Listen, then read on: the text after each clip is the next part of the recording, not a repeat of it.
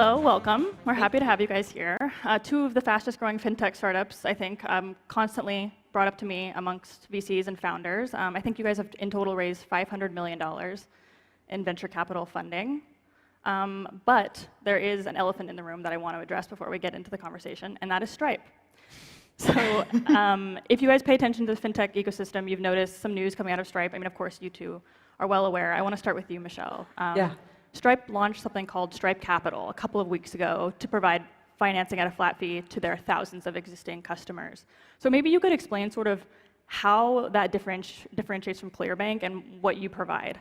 Yeah, of course. And so Stripe's been a great partner of ours, and we kind of knew this was coming. And at the end of the day, like, Sequoia didn't go out of business because Andreessen launched. And so I think it's kind of losing sight of the fact that it's incredibly difficult for founders to raise money for their companies. And so my background was I had bootstrapped 5 different companies before this, ended up selling one to Groupon, and then getting asked to join the cast of the Canadian version of the Shark Tank television series. And it was there that I kept seeing all of these founders give so much of their companies away to basically go buy Facebook and Google ads. So the first deal was actually done on the show when I remember telling a company that I would just give them the $100,000 that they were wanting to give 20% of their company up for. And I said, look, give me 5% of your revenue until you pay me back $106,000. And so this really wasn't debt. Like, I wasn't charging very much for my capital, but there was no personal guarantee, something we both share. There was no fixed payment timeline or compounding interest. It was truly like, if you were using my capital to go buy ads, I get paid back a little bit faster because that was a revenue-generating activity. And if the business slowed down, I just wait it out. And so I think, I don't think we ever expected there to be this much demand for our product. Like, we'll invest $1 billion into 2,000 different companies this year. And I think that's because 40% of VC dollars are now going straight to Google and Facebook, which means founders are using the most expensive capital, which is equity, to do something that by definition is repeatable and scalable. And I think that's kind of the differentiation there. And I want to talk more about that, but first, a couple days after Stripe launched Stripe Capital, they launched the Stripe corporate card, which is actually pretty similar to what Brex offers, which is a credit card for startups. So my first question for you is, did Stripe copy you? So, we knew it was coming for a while. Between venture capitalists in the Valley, we always hear this stuff. They're gossiping. Yeah. The similarity was quite surprising, and let's put it like that. But I think that, for us, I like to say this, there are 44 banks in the US that are worth over $10 billion each. So it's different than companies that have network effects. Financial services is a kind of, non-winner-takes-all industry. So, I think they can be successful, we can be successful, and, Amex and Chase are going to be the ones that are going to lose the most share. Are you concerned, though? I mean, Stripe is a $35 billion company. They have thousands of customers. They've been around years more than Brex. Certainly a big threat. Yeah, I think that, every time an incumbent kind of launches a product, the insurgent has to compete. And, for them, I think it's the 8th product out of a lot in a big global battle with PayPal and Adyen and like all these guys. For us, is our entire life. We're going to focus all our life and attention now on 2 products, which is Brex Cash and Brex Card. And we think we can do a better job there. So not only are we seeing competition from Stripe, though we do see a lot of startups kind of launching in the space. I mean, I think since I've been covering Clearbanc, I've certainly noticed, just the other day, a $200 million round for Circle Up, which I think provides capital to D2C brands. Similarly, because these companies are trying to raise VC and they're losing so much equity. I mean, did you expect to see so much happening just in such a short period? Yeah, I mean, the space has blown up, but I think that the challenge has always existed for founders. And I think one of the things we're not talking about, and we have a lot of data advantages that I think will be that, data has told us so many interesting stories about these companies. I mean, we've backed 8 times more female founders than the VC industry average because we're literally just looking at unit economics and data and finding that. The other stat that I find crazy is that 80% of venture dollars are deployed in 4 states in America, California, New York, Massachusetts, and Texas. For us, we've deployed in 43 different states. And I think ultimately what's happening is that no one's talking about how dilution is at an all-time high today. Like, if we looked at this recent crop of IPOs, most of the founders owned less than 10%. When you looked at when Bill Gates took Microsoft public, he owned 49% of that company. And so you kind of wonder, like, is there a PayPal mafia if they all own 2% of the company? And ultimately, I think that's probably reached a peak. And what's driven that is acquisition costs, which I don't think people are fully appreciating, is that technology used to be a huge moat. It was really difficult to build a website and set up servers and do all that. But now that that's so simple, it's really about acquiring as many users as possible, which led to bigger and bigger rounds, which led to more dilutions for founders. And ultimately, I think that we're going to have to separate those two things. I mean, you both raised quite a lot of venture capital, though, yourselves. I mean, in total, Brex has raised $300 million? I think 380 or something. Okay, yeah. So you've raised a lot of money. At this point, how much of Brex do you own? So, we don't disclose the ownership percentage, but we definitely suffer dilution over time. I think we were always fortunate by being second-time founders in a big markets to, and a lot of trust from investors to reduce dilution over time. But we definitely talk to a lot of founders, and they have exactly this problem, which is, I've been in business for 4 years. I own like 3% of my company. I don't know what to do, right? Right. Yeah. I mean, one can assume just because you've raised so much so quickly that you may have suffered from some of that. Are you unhappy with the amount that you own? I'm very happy. You're happy. Okay. All right. That's good. Would you say that venture capital is broken? The way that I see it is that, and we get this question all the time, we're like, are you trying to disrupt VC? And there's part of that's true, but I think I would look at uses of capital. Like, VC used to be true risk capital, right? You want to go like solve a crazy disease or hire 100 data scientists to do something, like true 0 to 1 risk, where this whole thing could be worth nothing at the end of the day. Like, that's equity level risk. But like, come on, if you're investing $1 into Facebook and know that you're getting $4 in sales out, like, that's not true risk capital anymore. That should be funded with a different asset class, which is what I think we can build.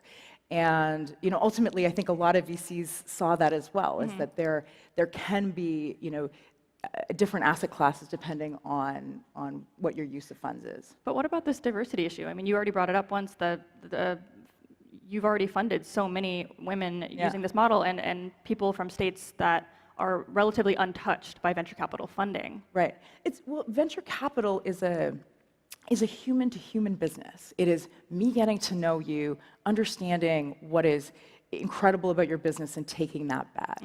And human businesses can only expand so quickly. It's kind of bizarre, because this is the entire reason we're in technology, is because we get this instant scale that comes with being able to do that. And so when we built our system, we had to use data science and AI to effectively do what VCs were doing on the LTV to CAC and the unit economic basis, but do that at a lot more scale. I mean, the other thing is, like, there was 9 states last year that had 0 companies that got venture capital funding.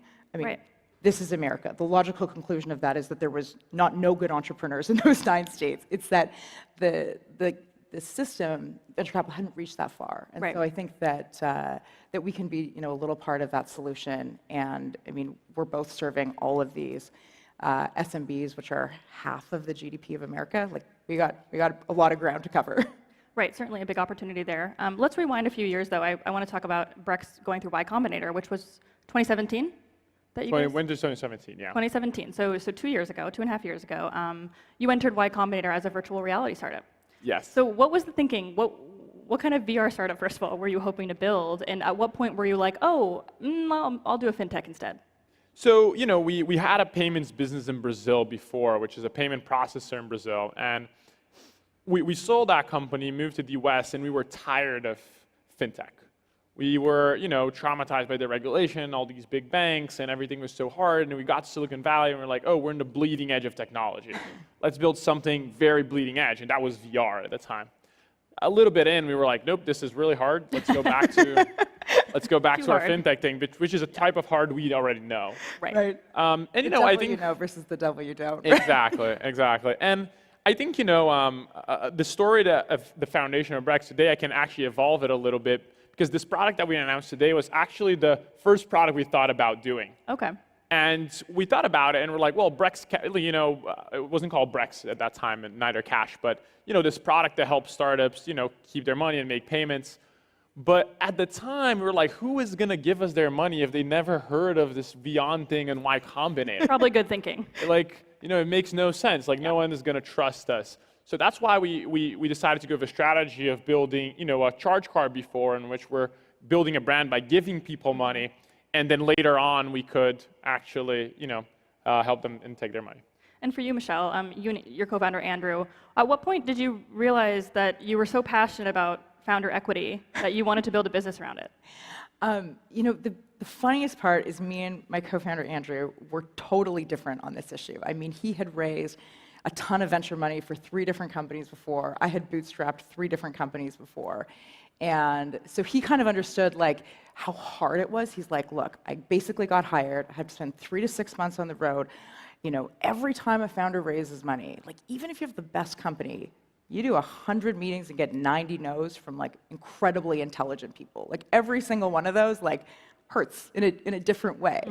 And so I don't think any of us go into business. I mean, like you were there being like, let's solve the problem that every founders have. I'm sure you didn't start Brex to like go raise a bunch of money and do 1,000 investor meetings. And so I think that that's how, we think about if we can just make that a little bit easier for every founders, we can actually empower way more people to be founders, because it's still one of the biggest gaps is how do you get enough capital to get big?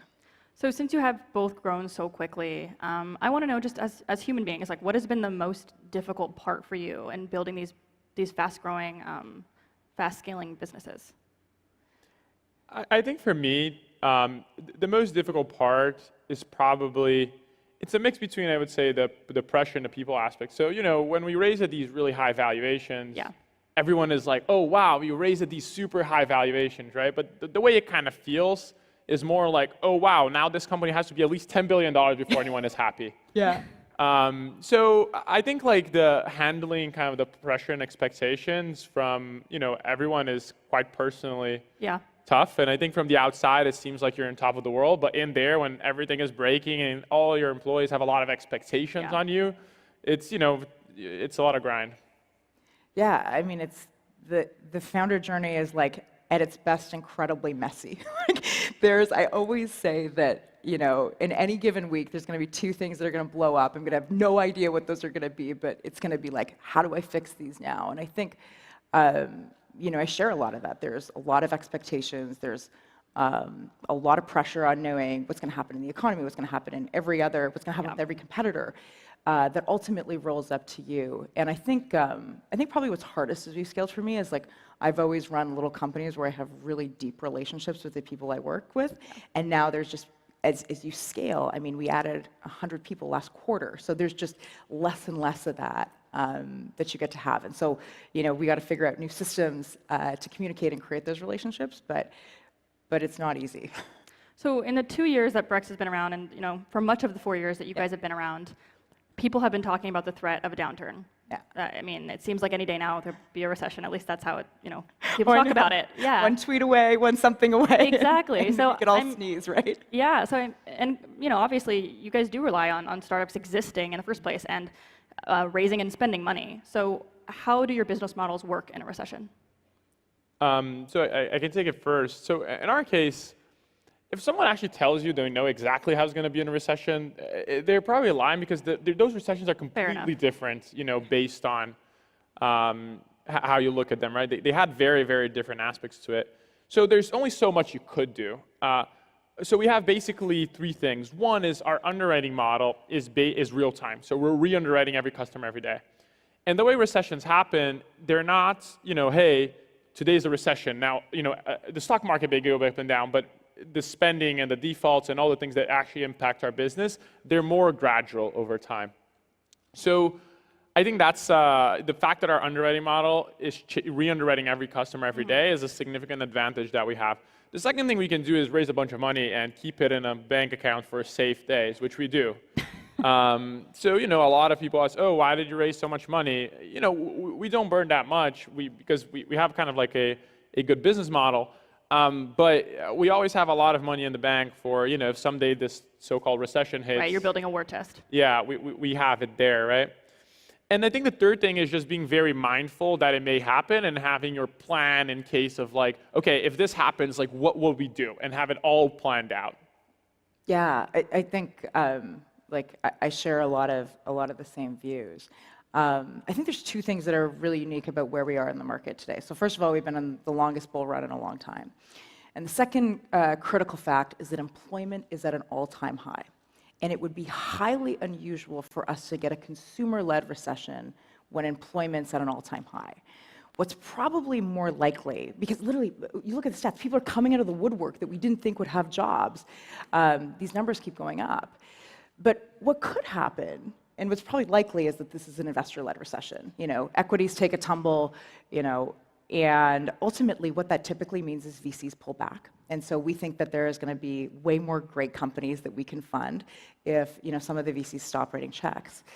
And the second thing that I think a lot about, and one of our investors was the CFO of Google during 2008, and he was pretty clear. Ad prices dropped by 20 to 30%. And so ultimately, if you have capital and if you know what you're doing and have those conditions happen, I think there's a situation where some of these companies could do quite well. And we share the same view. Obviously, we raised a lot of capital this year because if you have capital in a recession, I think that there can be some really good companies we can back. So are you heading back out to the market to raise some more money? So, we talked about this in a panel that we did at the office. I think like growth stage companies, they're always raising money in some sort, right? So, if the time comes of the right investor is not when we need the money, it's more when it's opportunistic. So you are raising then? So we're not actively going out and raising money, but we always keep in touch with a lot of investors. Fair enough. Stripe, right after they announced their news, they announced a huge capital infusion. So I think often we see companies launch these big new products, and then that follows a whole fresh new round. So we'll be keeping a close eye out. But I'm also curious, have you been approached much by companies looking to acquire Brex? Oh yeah, all the time. Oh yeah? Yeah. We always get the head of corporate development from some big bank or big wants company to have coffee emails. or something. Yeah, wants to grab coffee. And for us, we're pretty clear, like we're never going to sell this company. And the reason for that is we think we can have so big of an impact in this industry that's just ripe for disruption. And I personally don't like starting companies. It's really hard. Like, you know how it is. It's like very grindy, and no one wants to work with you, and no one wants to give you money. You get 1,000 no's. It kind of sucks. So, I like running companies, and Brex is doing really well. Yeah. So I want to keep running it for a long time. So maybe in 6-7 years, we'll see a Brex IPO? Maybe. And what's the long-term vision for Clearbanc? Yeah, it's the same thing. Like, it's such a grind, and we just found such good product market fit. I mean, I have worked on so many projects with so much effort that didn't work for so long in my career. When you have something that's really working, you're like, okay, let's take this all the way to the moon. And so I think we're just going to keep trying to be innovative and grow this thing out. I think there's a lot of founders that could use your product. And Andrew, your co-founder, did compare Clearbanc to SoftBank at one point. In an interview with me, he said, we want to raise billions and billions. We want to be like SoftBank. Is that really what you want to be like? No, I think what he was saying is look, SoftBank has transformed these growth rounds, and certainly in many ways replaced what was earlier stage IPOs. And in our minds, like, there is just half of the GDP of America is produced on SMBs, and largely those have been funded in incredibly poor ways because we didn't have good data. Like, make no mistakes, banks didn't take personal guarantees because they wanted to be mean. They actually just didn't have the tools and the data sets and the automation to underwrite this in a way that actually made sense. And so if we've cracked that nut, we think we have a massive market, not only in America, but globally, because if you think it's hard to get funding here, it is way harder. I mean, this everywhere else on the planet. Yeah, Brazil is really hard. Well, one thing I want to ask, we're almost out of time, but I do want to ask, you mentioned SMBs. Of course, you guys are both supporting SMBs. Brex recently opened a restaurant, and I'm told it was because you wanted to understand better how SMBs operate. Is that really the thinking behind opening a restaurant? Or help us understand why that was something you needed to do. Yeah, I think the restaurant had multiple reasons. Yeah, I think the first reason was we have our members lounge right on top of it. Yeah. And we wanted to do something for that community of South Park, and that was a restaurant that everyone loved, but just happens to be in the venture capital nerve system of San Francisco, which is super relevant to our business, right? So when we were founders, we went to South Park all the time and had meetings there all the time. So it made a lot of business sense as well. And I think a bonus is that as we expand to more verticals, we get to understand how an SMB operates, right? So we can see what are the struggles and the issues, and we get to learn from it. Is it fair to say that perhaps you've raised so much capital that you're kind of just throwing it around and able to open a restaurant? I mean, that's certainly out of the norm for a FinTech startup. Yeah, I think, a lot of times, people are like, oh, credit card just for startups. They go out of business. That's so dumb. And, now they're copying us. And then they say, oh, billboards, they're just blowing money. That's so dumb. And then, I'll think the So we're going to see a bunch of startups opening restaurants? Is that what you're saying? I think that people will see that the restaurant isn't like, oh, it's blowing money, as they thought the other things were as well. Okay, fair enough. All right, well, we're pretty much out of time. So thank you both so much. It was a great conversation. Thank you so much. Thank you.